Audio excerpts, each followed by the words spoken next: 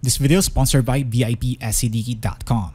VIP SCDKey is a marketplace website where you can purchase game keys and software keys with no hassle. VIP SCDKey offers a legit Windows 10 Pro key for only $21. This is the same case I use on my PC builds. But to make it more awesome, they will be giving another 25% discount. Just type our coupon code XTNC to get it for only $15. You now have your legit Windows 10 key license all set, but in a more affordable price. If you're in the Philippines, purchasing is very easy. You can use PayPal, PayMaya, or GCash. Visit VIPSCDKey.com now. I'll put the link in the video description below. So thank you VIPSCDKey.com for sponsoring this video. What's up guys, Action here. Welcome back to another video. Today I have here the all ROG White PC build featuring the Asus ROG Strix Z690-A gaming Wi-Fi D4, which is one of the DDR4 motherboards ng Asus for the Z690 chipset. Since previously, I have featured the ROG Maximus Z690 Hero, which is the DDR5, makikita natin yung difference later if meron man in terms of performance between DDR5 and DDR4 sa benchmarks, which is on the second part of this video. Pero bago ang lahat, i-introduce ko muna yung mga parts na gagamitin natin for this build, which is mostly white.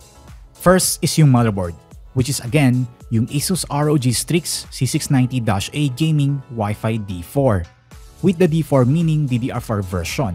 Obviously, it was white theme, and since ROG Strix ito, it is on the cheaper side but still packed with a lot of features pa rin.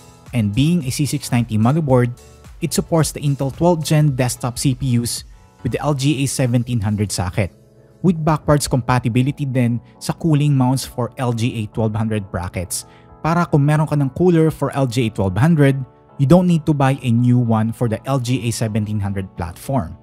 May PCIe 5.0 support din, although only for the topmost PCIe x16 slot, which means usually for the graphics card. DDR4 dual channel memory support with Asus Optimum 3 technology, as well as the usual Asus AI features gaya ng AI overclocking, AI cooling, AI networking, and AI two-way noise cancellation. There's also 16+1 power stages with DRMOS and ProCool 2 power connector, 6-layer PCB, high-quality alloy chokes, and durable capacitors for better CPU overclocking and power delivery.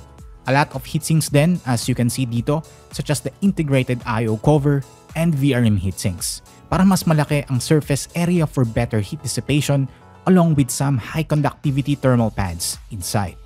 4 onboard M.2 slots, integrated I/O cover, and DIY-friendly features such as the PCIe slot quick release button para mas madaling matanggal yung mga malaking graphics card. M.2 Q latch for 2 less M.2 drive installations, dedicated clear CMOS as well as BIOS flashback button, and also a cable management strap within the chipset that makes cable routing looks good. Connectivity-wise, there's Intel Wi-Fi 6 and 2.5GB Ethernet and a lot of I/O ports at the back.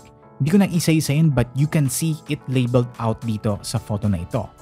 Other features include Aura Sync RGB, syempre hindi mawawala yan, with 3 addressable RGB headers instead of the usual 2, and Supreme FX Audio, which utilizes high-quality audio codec for high-resolution audio output.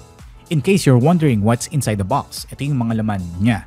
So includes the antenna, so magnetic po yan. Of course, yung motherboard itself, the ROG keychain, 4 SATA cables, cable ties, extra Q latch for your M.2 latch or yung quick release latch, some documentation, of course stickers, hindi mawawala yan, and yung manual. Guys, read the manual, very important. CD drivers, and last, yung welcome note from ROG.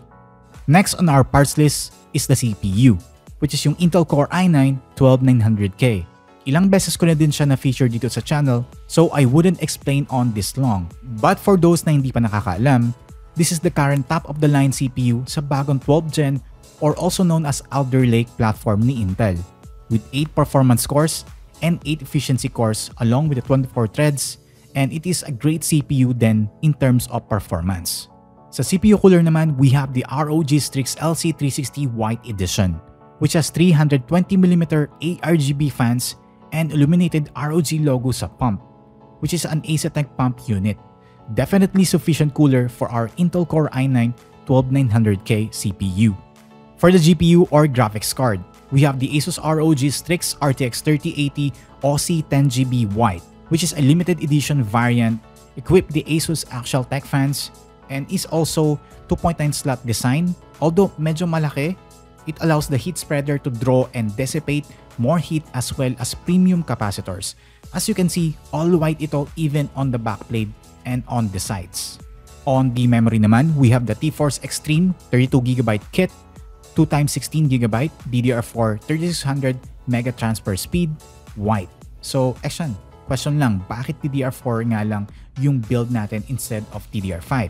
Well, since white build ito and wala pa masyadong DDR5 na white kits na available, we might as well go with the DDR4 route dahil marami ng readily available na kits. Another factor then is that DDR5 kits are expensive ngayon due to it being new and also limited supply. And finally, para makita din natin if there's a huge difference between them in terms of performance when compared to a similarly equipped DDR5 build.